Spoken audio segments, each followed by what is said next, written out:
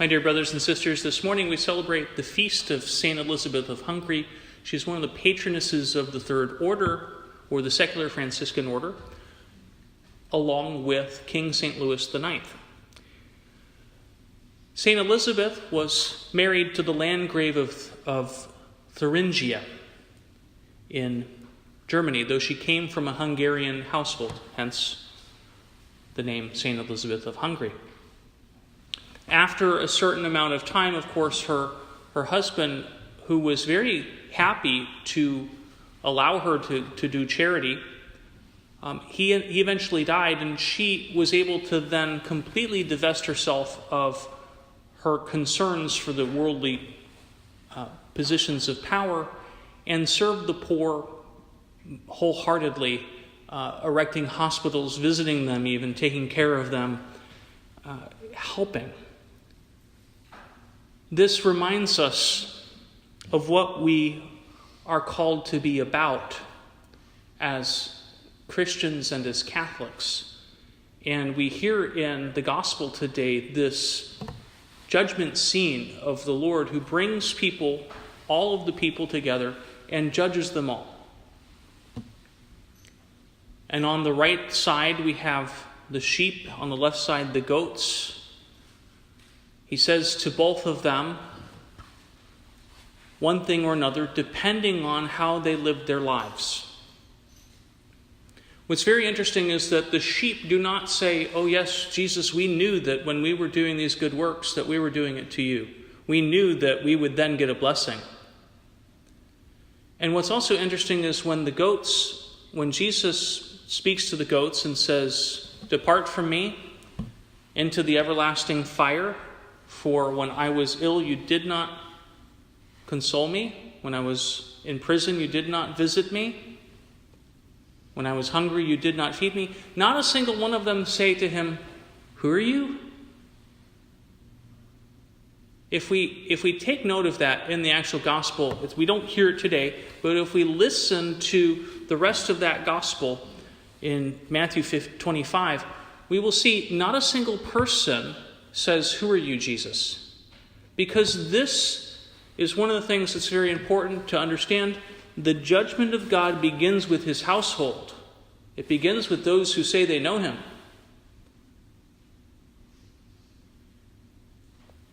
It's very important that we keep that in mind.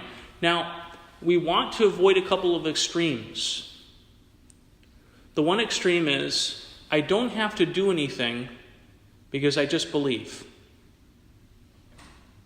I believe in Jesus. I believe in his saving death and resurrection. I believe in his mercy, but I'm not going to do anything.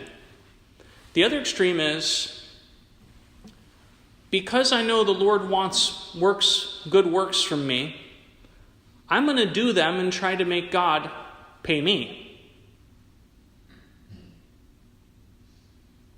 Both of those will get us sent somewhere else, because there's another gospel passage we hear Jesus saying to us that there are some who say, "Lord, Lord," to him, and he says that they won't enter the kingdom. They'll say, "Well, didn't we do this for you? Didn't we do that for you? Didn't we do this other thing for you?" And he'll say, "Depart from me, I never knew you, you evildoers." This is very, very important for us, and it should make all of us very sober, myself included, because here I am, I could say, "Lord, haven't I preached your word for you? Lord, haven't I tried to serve your people for you?" Jesus wants from us an intimate knowledge of him, an intimacy with him. He wants us to receive his love, and he wants that love and grace to transform us into lovers. And if we don't allow his love and grace to transform us into lovers, then we're basically trying to earn, on one hand, our salvation, or on the other side, we're just too busy thinking we've already got it made. Do we see the extremes? They're two extremes. The Lord wants the narrow road. He wants a transformation. He wants us, kind of like St. Elizabeth, to be passionate about serving other people, not for our own gain, though, but rather radically and generously because Jesus did it. Oftentimes we can say, well, what can I do?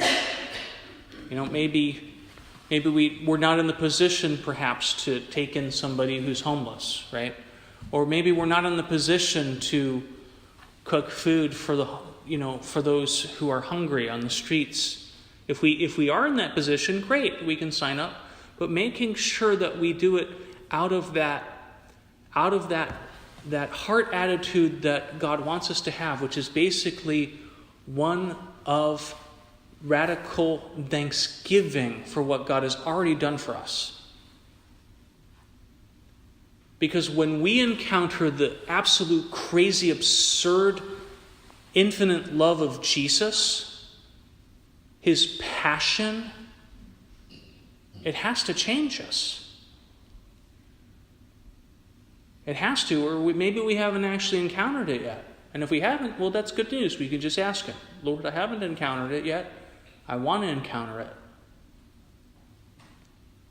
Because then we're not afraid of, well, I need to earn his love.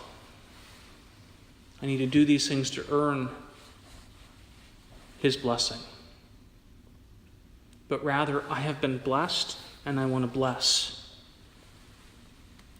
So we ask the Lord today for a few graces because we're about to encounter infinite love once again at this Mass. Jesus doesn't just want us to talk about him. He doesn't just want us to think about him.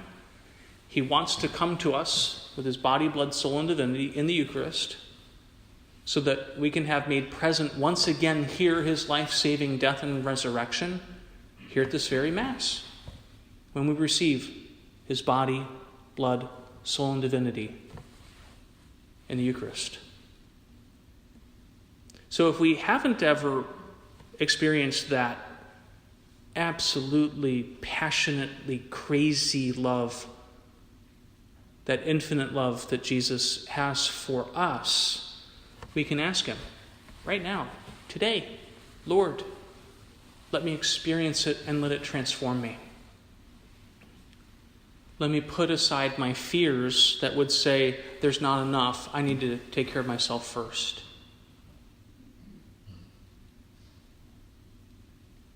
Let me receive from you knowing there's plenty to go around.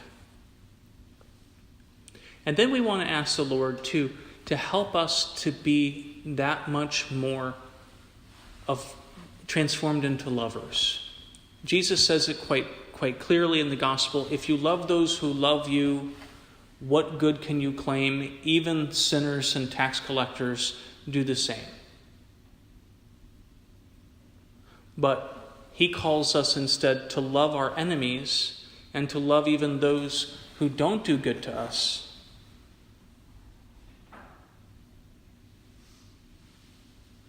I know I need to ask him that. I don't know about you.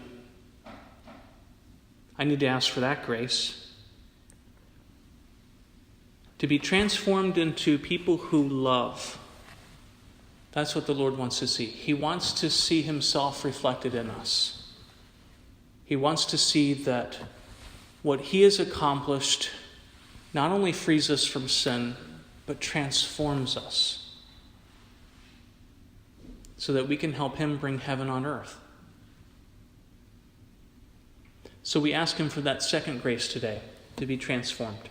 So that, just like St. Elizabeth, we can hear those words, "Come, you have my Father's blessing. For I was hungry and you gave me food. I was thirsty and you gave me drink. I was a stranger and you welcomed me. Naked and you clothed for me. I had prayer intentions that needed prayer and you prayed fervently from the heart for me.